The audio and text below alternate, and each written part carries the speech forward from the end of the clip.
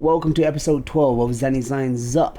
Go back to your own land. The title itself is starting this off strong. What does it mean to integrate, take advantage of the system, or to be a national of the land in which you live? I will do my best to explain. The questions that will be answered are constantly contested. In my humble opinion, they do not require statistics or factual evidence, primarily because it is about the idea of immigration and an emotionally charged anti-movement. Once upon a time, in an animal kingdom called Earth, lived an ant farm. Then when Johnny was supposedly on the spot, he killed all the ants and decided residing in this farm was his divinely given right, and claimed it as his own. Sounds fitting, right? Who said it was theirs? Somebody else who has no say in the matter? And why does that matter? It shouldn't, at the very least. People have the right to live on Earth, just as you do. They can make a house, gather and grow fruits and vegetables to enjoy what they toiled over, but it doesn't work that way no longer. It's a monarchy of ownership on something that was inherently never theirs. A monarchy in a different sense. Global monopoly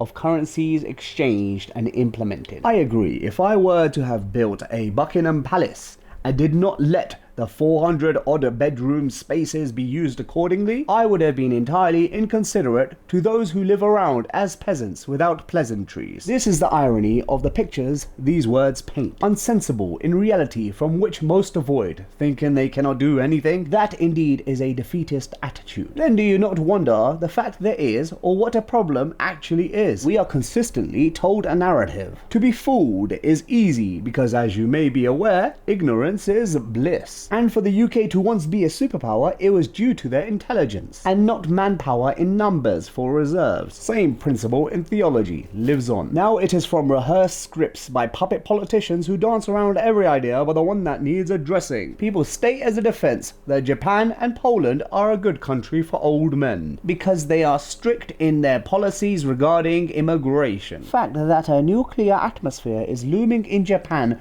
really indicates the truth from peacemakers of America. Remember, poor white people were the first slaves, and an abject improvement to their life in the UK would spoil them. I can guarantee the problem would not be resolved by forcefully removing people with colour out of the country of Britain. Though in hindsight, it sounds and looks amazing. Land of tigers that love Dutch courage. Food from around the world. Why don't Chinese integrate? They live in their own communities. Across the board, elders hardly bother learning English. Oh, that's right, because they eat pork, drink alcohol, but in being fair, I'll say they mind their own business. Or do they slowly take away the carpet underneath your feet and call it Timu? Not the true patriotic Amazon rainforest. Ye old fashioned racism is what it comes down to every time. Bad people need a scapegoat. So stories surrounding them are painted in such a way, like bald-headed people with a receding hairline. You knew it existed before, but due to oversharing, constant deliverance of random information makes the entire subject matter exasperated, more apparent than the reality of the situation. Yes, representation goes far, and individuals with experience do matter. However, when propaganda campaigns are funded and are produced in full effect with this information age, it's easy to convince someone. These supposed dirty people are stealing their money, all whilst there is already a hand in their pocket. And you don't need correct information to fool, just a convincing lie. It's a tiny island, the UK, I understand. Word to the wise, most of the history was focused in the Eastern Peninsula because that is where the majority of wealth was. Ironic, huh? From pharaohs running the show, wait a minute, brown people were considered lowly people, like third-class citizens throughout time, or not in the elite class of fooling others with their intelligence or pretended status. Tommy may say you have a mate who is black. It's not labels that define us, but actions. You call brown-skinned action terrorism related, yet all I see is bomb buttons pressed by white men, continuing to divide. Here's the truth. It's never been your land, and the only people I've ever seen weaponize the burqa are these foreign white men, special operatives trying to go undercover to perform espionage in movies. Muslim men are reminded to not act like the opposite gender, and vice versa. Fear is a big part of revolution, and conveniently a biased opinion And to all those shouting free Palestine, no swords have been involved contrary to belief, and those who are in defense of an apartheid regime, they are in love and obsessed with violence and its connotation, like the image it presents: blood, non-whites dying, graphic and sensitive topics mentioned.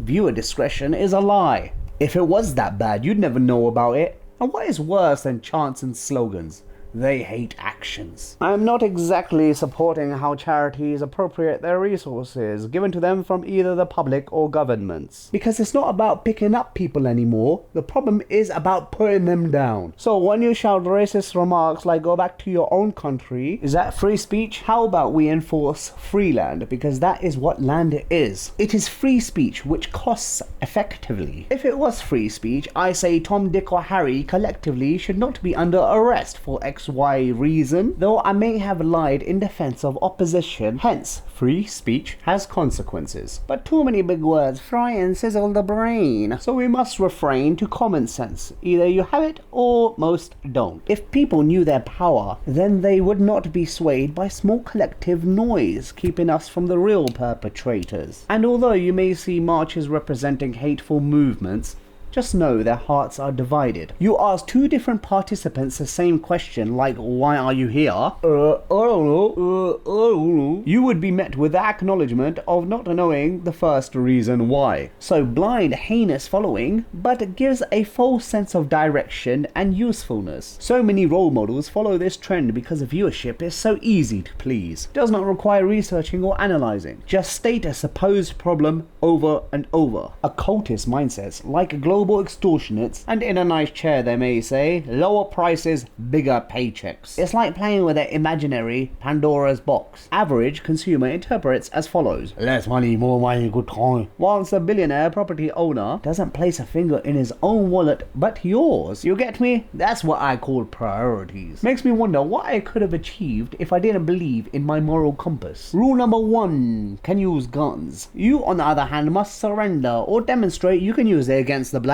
That's tough for one with heart. But a system of destruction sounds so appealing when rewards and punishments are instant. Punishment coming after the fact of an act, of course. Next up, government. Oh, I travel between the borders of the points being made. Do our bidding, execute commands regardless. We are the law to protect and serve. ...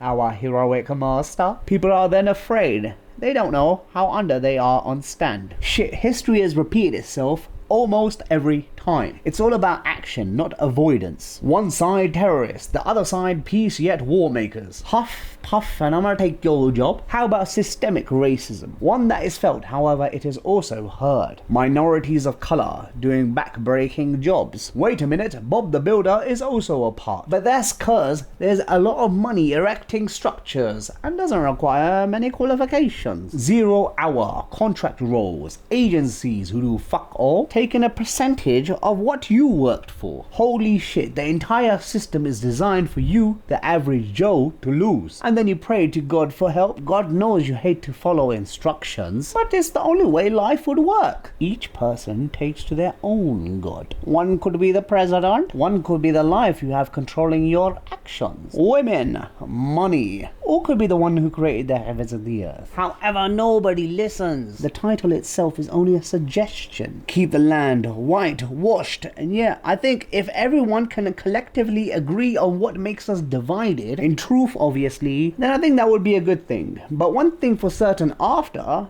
it's war, defending against aggressors. And aggressors are so quick to make the first move. We've already entertained this notion before. Any one of us cannot assimilate because it's an ostentatious idea that one of us is of exemplary character. We are made indifferent, and our differences make us human. But I promise you, our similarities are more. We would like the same things. Then the question comes down to whose character should we emulate?